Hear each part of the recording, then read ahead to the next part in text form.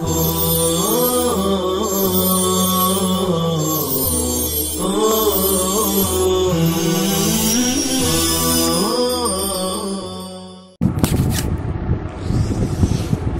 الله الرحمن الرحيم.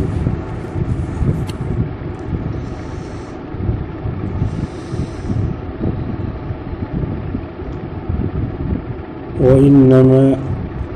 يقصد بهذا الإطلاق الدلالة على العمل بمدلول الحديث، فإذا كان مجمعا على العمل عند أهل العلم أو عند أكثرهم أطلق هذا الوصف سواء كان صحيحا أو ضعيفا، وهذا المعنى الذي ذكرناه قريب من قول المتأخرين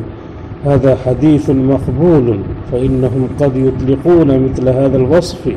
وإن لم يرد الحديث من وجه صحيح إذا أجمع أهل العلم على العمل بمدلوله ومعناه. ومن وجه آخر فقد صحح البخاري حديثا لكثير بن عبد الله مع أنه واهن،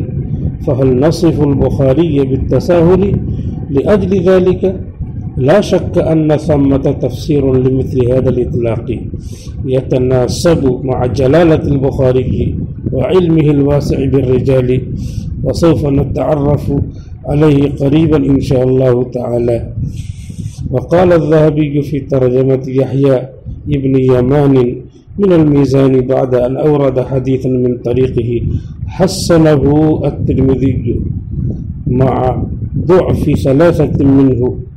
فلا يغتر بتحسين الترمذي، فعند المحققة غالبها ضعاف.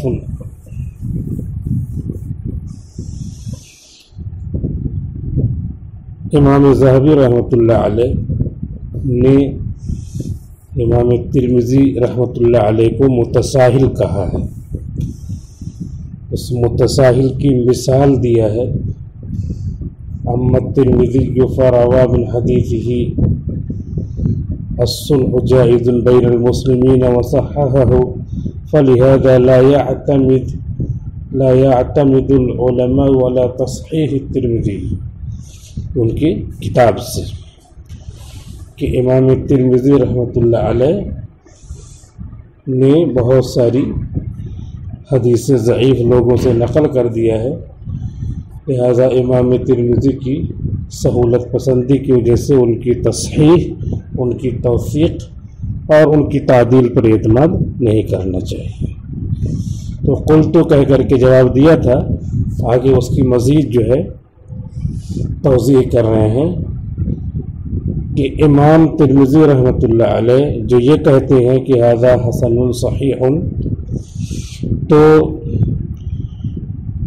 ضعیف حدیث کو بھی کہہ دیتے ہیں. کیوں کہتے ہیں؟ تو اس کا مطلب بتا رہے ہیں کہ اس کا مطلب یہ ہے کہ اس کے مضمون پہ عمل کیا جا سکتا ہے، اس کا مضمون درست ہے، وہ عمل کرنے کے لیے کہتے ہیں کہ یہ تو برابر بات ہے.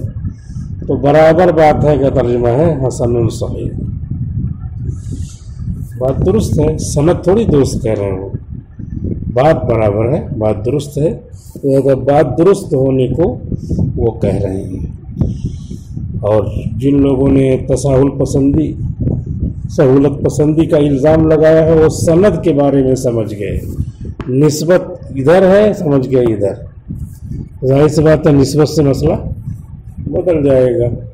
ایک بات ہے ہمارے ہاتھ ہے پیر ہے، نسبت ہے صحیح ہے، ہمارے خدا کے ہاتھ ہے پیر ہے تو غلط ہو جائے گا ہماری طرح. ہاں وہ جو ثابت کیا ہے وہ اس لیے کہ وہ متشابہات میں سے ہم جانتے نہیں کہ اس کا مصداق کیا ہے، مفہوم صحیح محمل صحیح کیا ہے نہیں معلوم. تو اسی لیے آگے بتا رہے ہیں انما یقصد بهذا الاطلاق، امام ترمذی قصد کرتے ہیں اس اطلاق سے دلالت کا حدیث کے مدلول کے عمل پر. یعنی یہ بتلا رہے ہیں کہ حدیث کے جو مدلول ہے، مفہوم ہے، اس پر عمل کرنا صحیح ہے. یہ حدیث قرآن سے اور حدیث سے اور شریعت کے احکام سے ٹکرا رہے گا، اس پہ عمل کر سکتے ہیں۔ فَإِذَا كَانَ مُجْمَعًا عَلَى الْعَمَلِ بِهِ، تو جب وہ چیز اجماعی ہے عمل کے حوالے سے، عند اہل العلم، اہل علم محدثین یا فقہا کے نزدیک، اور عند اکثرہم، یا اکثر فقہا یا محدثین کے نزدیک، اطلق هذا الوصف، تو امام ترمذی نے یہ وصف بول دیا، سواء كان صحیحا او ضعیفا، چاہے وہ حدیث سنداً صحیح ہو یا سنداً ضعیف ہو۔ صحیح اور ضعیف نہیں دیکھا انہوں نے بتایا کہ جو مضمون نکل رہا ہے اس پہ عمل درست ہے، تو اس بات کو انہوں نے کہا تھا حسن صحیح، ای هذا المدلول حسن، هذا المدلول صحیح، یعنی اس پر آپ عمل کر سکتے ہیں۔ البتہ ہے کہ سند ضعیف ہو سکتی ہے، سند قوی ہو سکتی ہے، صحیح ہو سکتی ہے۔ وهذا المعنى الذي ذكرناه، اور یہ مطلب جو ہم نے ابھی ذکر کیا ہے، قریب من قول المتأخرین، متأخرین کے اس قول کے پاس ہے، هذا حدیث مقبول، یہ حدیث مقبول ہے، یعنی عمل اس پہ کیا جائے گا۔ تو حدیث مقبول کا جو مفہوم ہے بس وہی هذا حدیث حسن، هذا حدیث صحیح کا مدلول ہے، مفہوم ہے امام ترمذی کے نزدیک۔ لہذا حدیث ضعیف پر بھی وہ حدیث مقبول کہہ سکتے ہیں کہ اس کا مضمون ہے، یہ عمل کے لائق ہے۔ امام ذہبی کا جو تبصرہ کرنا وہ سند کے اعتبار سے ہے، اور امام ترمذی کا تبصرہ کرنا، امام ترمذی کا اس طرح اطلاق کرنا، یہ کیا ہے؟ مفہوم کے اعتبار سے۔ لہذا دونوں جگہیں الگ الگ ہیں، دونوں جگہیں الگ الگ ہے، تو جلالت شان امام ترمذی کی محفوظ رہ جاتی ہے، صرف مطلب جس نے نہیں سمجھا تو اس نے تبصرہ کر دیا۔ فَإِنَّهُمْ قَدْ يُطْلِقُونَ مِنْهُ مِثْلَ هَذَا الْوَصْفِ، کیونکہ متأخرین بولتے ہیں اس طرح کا وصف، هذا حدیث مقبول، فَإِنَّهُمْ قَدْ يُطْلِقُونَ مِثْلَ هَذَا الْوَصْفِ، کیونکہ متأخرین بولتے ہیں اس طرح کا وصف۔ وَإِن لَمْ يَرِدْ الْحَدِيثُ مِنْ وَجْهٍ صَحِيحٍ، اگرچہ حدیث نہیں آ رہی ہے صحیح سند سے، وجہ کے معنی سند، صحیح سند سے، اذا اجمع اہل العلم علی العمل بمدلولہ ومعناہ، جبکہ اہل علم نے اجماع کیا ہے اس کے مدلول اور مفہوم پر عمل کرنے پر اجماع کیا ہے۔ اس کا مدلول اور مفہوم جو ہے کہ سارے صحابہ کیا ہیں؟ ستاروں کی طرح ہیں، ان میں سے جس کی بھی آپ اقتداء کریں گے ہدایت پا جائیں گے۔ تو اس کا جو مضمون ہے اس پر سارے صحابہ، سارے لوگوں کا اجماع ہے کہ مضمون صحیح ہے، الصحابہ کلہم عدول، لیکن وہ سندن و حدیث کیا ہے؟ ضعیف ہے۔ لہذا جو کہے گا کہ حدیث صحیح ہے، حسن ہے، اس کا مطلب ہے مضمون ہو، مدلول ہو، مفہوم ہو حسن صحیح، تو من وجہ صحیح لم یرد، اگرچہ نہیں آ رہی ہے پھر بھی جو ہے اس کا مضمون صحیح ہے، اس پر بولتے ہیں هذا حدیث مقبول، اور اس طرح کہا جاتا ہے۔ تو مضمون کا اعتبار کر کے بولا ہے امام ترمذی نے۔ ومن وجہ آخر، اور ایک دوسری توجیہ اور دوسرے طریقے پر، فقد صحح البخاری حدیثا، تو امام بخاری نے بھی حدیث کو صحیح قرار دیا ہے، لکثیر ابن عبداللہ، کثیر ابن عبداللہ کی حدیث کو، ما انہ واہن، باوجود کہ وہ تو واہ واہ ہے، وہ حدیث بالکل واہ واہ یعنی ضعیف ہے، واہن کے معنی ضعیف، وہاں یہی وحین کے معنی ضعیف ہونا، حدیث واہی حدیث ضعیف، قازم کی طرح واہن۔ تو کہہ رہے ہیں کہ ایک دوسرے طریقے سے امام ذہبی کو سمجھا دیجئے، وہ طریقہ یہ ہے کہ امام بخاری نے بھی تو کثیر ابن عبداللہ کی حدیث کو صحیح قرار دیا ہے، صححہ۔ فہل نصف البخاری بالتساہل، یہ نصف ہے، وصف یصف نصف، ورنہ فہل نصف البخاری فی البخارہ و نصف البخاری فی الہند، آدھے بخاری انڈیا میں، آدھے بخاری بخارہ میں، یہ ہو جائے گا، کچھ بھی تشریح کر ڈالیں گے۔ فہل نصف البخاری نہیں ہے، بلکہ ہمارا نصف الدماغ ہے، نصف فہل نصف البخاری، تو کیا ہم امام بخاری کو متصف کریں گے تساہل سے؟ نصف البخاری بالتساہل لاجل ذلک، اس وجہ سے نہیں، اس وجہ سے ہم ان کو نہیں کہیں گے، بلکہ کچھ اور مطلب بیان کریں گے۔ لا شک ان ثمۃ تفسیر، نہیں شک ہے کہ یہاں پہ دوسرا مطلب ہے، تفسیر آخر، دوسری تفسیر ہے، لمثل هذا الاطلاق، اس طرح کے اطلاق کی۔ امام بخاری کثیر ابن عبداللہ کی حدیث کو صحیح قرار دے رہے ہیں، تو کیا مطلب ہے؟ یتناسب مع جلالۃ البخاری، جو مناسب ہونا چاہیے امام بخاری کی جلالت شان کی، امام بخاری کے بڑکپن کی، عظمت کی، وعلمہ الواسع بالرجال، اور راویوں کے بارے میں ان کے وسیع علم کے جو مناسب ہو وہ کہنا چاہیے۔ کثیر ابن عبداللہ کو ہم لوگ دو چار جمعہ 8 دن ہوا پڑھنے والے ہیں، تو کتاب دیکھ کے بتا دیا کہ کثیر ابن عبداللہ ضعیف ہیں، اور ان کا تو علم واسع ہے رجال کے بارے میں، پھر وہ کثیر ابن عبداللہ کو صحیح کہہ رہے ہیں ان کی حدیث کو، تو اب یہ سمجھنا چاہیے کہ ان کی جلالت شان کے مطابق اس کی تشریح کرنا چاہیے، نہیں جھٹ سے امام بخاری کو متساہل کہہ دیں گے، نہیں، جلالت شان کے اعتبار سے اس کا کچھ مطلب نکالو دوسرا۔ وسوف نتعرف علیہ، اور ہم اس پر واقف ہوں گے قریباً انشاءاللہ، تقریباً لاک ڈاؤن ختم ہونے کے بعد انشاءاللہ، قریباً انشاءاللہ قریب ہی میں ہم ان کے بارے میں جان لیں گے۔ وقال الذہبی، یعنی ان کے بارے میں یہی جانیں گے کہ امام بخاری نے اگر اس طرح کہا ہے تو امام بخاری کا یہی مفہوم ہوگا کہ امام بخاری مضمون کی طرف اشارہ کر کے کہہ رہے ہیں کہ یہ مضمون کیا ہے؟ قابل عمل ہے۔ جیسے کل کہا تھا کہ شرط بخاری، تو شرط بخاری دیکھنا پڑے گا کیا ہے شرط بخاری، تو انہوں نے شرط بخاری کیا لگایا تھا؟ امام بخاری کی شرط ہے ملاقات مع المعاصرہ، اور جو ہے امام مسلم کیا ہے؟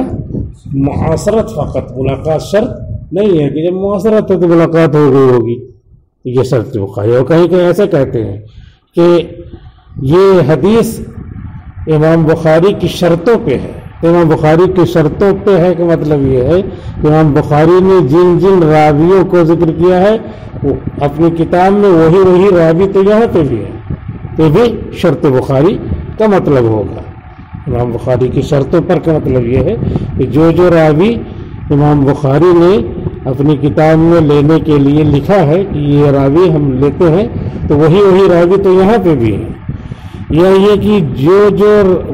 جیسی شرطیں راوی کے اندر ہیں عدالت کے تعلق سے، ضبط کے تعلق سے، اتنی پوری بات تو اس میں پائی جا رہی ہے یہاں پہ،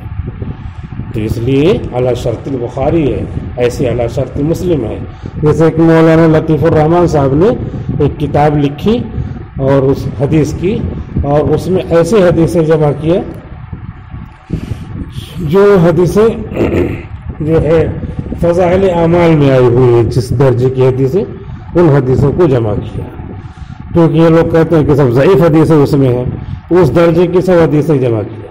اور جمع کرنے کے بعد اس میں دوسرا خیال یہ کیا کہ یہ حدیث امام شافعی کے یہاں قابل استدلال ہے، امام احمد کے یہاں قابل استدلال ہے، امام مالک کے یہاں قابل استدلال ہے، اور اس کے بعد بتایا نہیں کسی کو، غیر مقلدین وغیرہ کو بتایا نہیں، چھپ کر کے جب منظر عام پہ آئی تو پورا جو ہے کوہرام مچ گیا سعودی میں، اس بتایا کہ دیکھو اسی درجے کی حدیثیں شوافع مالکیہ اور حنابلہ سب قابل استدلال سمجھتے ہیں، اور یہی غیر مقلدین اسی درجے کی حدیثیں جو ہے احناف اور جو ہے فضائل اعمال میں لکھتے ہیں، اس کا عربی میں بھی ترجمہ ہے، تو اس کو جو ہے واویلا اٹھاتے ہیں، ہنگامہ کرتے ہیں، واویلا مچاتے ہیں، تو سب چپ ہو گئے ایک دم، جیسے سب کو صاف سن گیا۔ تو ایسے ہی جو ہے شرط البخاری کا مطلب یہ ہے کہ وہی باتیں امام بخاری نے جو اپنے راویوں میں لگائی ہیں، ان راویوں میں پائی جا رہی تھی، اعلیٰ شرط البخاری ہے، تو ایسے ہی یہاں پر بھی جلالت شان کے اعتبار سے تشریح کریں گے۔ وقال الذهبي في ترجمة يحيى بن يمان من الميزان، اور امام ذہبی نے فرمایا ہے یحییٰ ابن یمان کے حالات میں میزان سے بعد ان اورد حدیثا من طریقہ حدیث کو پیش کر ان کی سند سے حسنہ الترمذی امام ترمذی نے اس حدیث کو بھی کیا کہا ہے حسن کہہ دیا ہے امام ترمذی کو بھی حسن امام ترمذی نے اس حدیث کو حسن کہہ دیا ہے مع ضعف ثلاثۃ فیہ 3 راویوں کو ان میں ضعیف ہونے کے ساتھ یہ پیش کیا امام ذہبی نے فلا یغتر بتحسین الترمذی تو دھوکہ نہ کھائیے امام ترمذی کی تحسین سے فلا یغتر امر غائب تو امام ترمذی کے تحسین سے کوئی دھوکہ نہ کھائے فعند الجماعت المحققۃ تحقیق کرنے والی حقق یحقق محققہ تحقیق پیش کرنے والی جماعت کے نزدیک غالب و ضعاف ان میں سے جامع ترمذی کی اکثر حدیثیں کیا ہیں ضعیف ہیں امام ترمذی کی تحسین سے لہذا لوگ دھوکہ نہ کھائیں یا پورا ہندوستان پاکستان بنگلہ دیش دھوکے میں ہے اور امام ذہبی خود دھوکے میں ہے قلت چنانچہ کہہ رہے ہیں کہ دیکھو یہاں پہ اسی بات کو دوبارہ نقل کیا ہے دوسرے راوی کا نام لے کر کے تفسیر ابن عبداللہ کے بارے میں کا نام لے کے بتایا کہ دیکھو ان کی بھی تحسین کر دی اور یا یحییٰ ابن یمان کا نام لے کے کہا کہ ان کی بھی تحسین کر دی اس طرح بہت زیادہ اس میں ضعیف حدیث ہے قلت میں نے کہا میں کہتا ہوں یعنی کتاب کے مصنف کہہ رہے ہیں الترمذی اول من اصطلح الحسن امام ترمذی اول وہ شخص ہیں جنہوں نے حسن کی الگ اصطلاح بنائی وجعل له شروطا اور اس کے لیے مقرر کی شرطیں عنده اپنی ولم يصرح البتہ اور صراحت نہیں کی یقینی طور پہ انه مما يحتج به عنده کہ یہ ان حدیثوں میں سے ہے جو ان کے نزدیک قابل احتجاج ہے صرف یہ اصطلاح بنا دی لیکن یہ تھوڑی کہا کہ یہ سب میرے نزدیک حجت ہے صرف ان کے کہہ دینے سے لوگوں نے سمجھ لیا کہ ان کے نزدیک حجت ہے ایسا نہیں انہوں نے ایک حسن کی اصطلاح مقرر کی اس کی شرطیں بتایا اور اس شرطوں کے تحت وہ قابل عمل ہے لیکن ہم عمل کرتے کہ نہیں کرتے ہیں یہ کہیں صراحت نہیں کیا انہوں نے وَإِنَّمَا حَكَمَ عَلَيْهِ الْمُتَأَخِّرُونَ اور بس اس پر حکم لگایا ہے متأخرین نے بما ولدوہ من اصطلاح المتأخرین اس کے ذریعے جو انہوں نے نئی اصطلاح بنائی ہے ولدوہ جو انہوں نے نئی اصطلاح بنائی ہے من اصطلاح المتأخرین بعد کی اصطلاح سے فی حد الحسن حسن کی تعریف میں بمجموع الطرق سندوں کے مجموعے سے یعنی بعد میں جو حسن کی اصطلاح مقرر ہوئی تو وہ امام ترمذی کو پتہ نہیں امام ترمذی نے تو اپنے حسن کی ایک اصطلاح مقرر کر کے اپنا کام کر کے چلے گئے یہاں بعد میں جو اصطلاح حسن کی مقرر ہوئی وہی جو خف الضبط اس کو لے کر کے متاخرین امام ترمذی پر اعتراض کر رہے ہیں تو ظاہر سی بات ہے کہ یہ اعتراض بالکل بیجا ہے اب جیسے یہ ہے کہ واجب سنت مستحب فرض یہ سب اصطلاح بعد میں مقرر ہوئی اب اس کو لے کر کے صحابہ پہ اعتراض کیا جائے یہ غلط ہے وَهُوَ الْأَصْلُ الَّذِي بَنَوْا عَلَيْهِ اصطلاحَهُمْ یہی وہ بنیاد ہے جس پر متأخرین نے اپنی اصطلاح کی چھت رکھی ہے اپنی اصطلاح کو بنایا ہے یہی وہ بنیاد ہے جس پر متأخرین نے اپنی اصطلاح کی چھت رکھی ہے اپنی اصطلاح کی تعمیر کی ہے ثم عادوا پھر آ گئے لیہدموا الاصل تاکہ گرا دے بنیاد ہی کو بعد میں انہیں سے سیکھ کر کے اس کے بعد اپنی ایک اصطلاح مقرر کی جو چل پڑی تو اب اس کے ذریعے کیا کر رہے ہیں امام ترمذی جو بنیاد تھے ان کو ڈھا رہے ہیں سمجھ رہے ہیں اور ہم جیسے تھوڑا بہت پڑھ لیے اور پڑھنے کے بعد پھر اس کی بنیاد پہ صحابہ کو نمبر دے رہے ہیں. یہ 90 نمبر کی مستقبل نا. جیسے مولانا مودودی 80 نمبر دے رہے ہیں حضرت عثمان غنی کو, اور تم تو -80 نمبر کہو گے. صحابہ کو جو ہے نمبر دے رہے حضرت عثمان غنی نے یہ کیا وہ کیا, حضرت معاویہ نے کیا. تو جس اصل سے سب کچھ سیکھا اور اس کے بعد اس بنیاد کو اپنے علم کی بنیاد پہ اسی اصل کو ڈھا رہے ہیں. تو بہت اچھی بات کہی ہے. تم عادوا لیہدموا, پھر یہ لوگ آ گئے ڈھانے کے لیے اس اصل کو. بوصف صاحبہ بالتساہل, اس طرح بولنے والے کو سہولت پسند کا الزام لگا کر, سہولت پسند کا الزام لگا کر. تو یہ صحیح نہیں ہے. بات پوری ہو گئی, سیشن پورا ہو گیا, وقت پورا ہو گیا. والسلام علیکم ورحمۃ اللہ وبرکاتہ.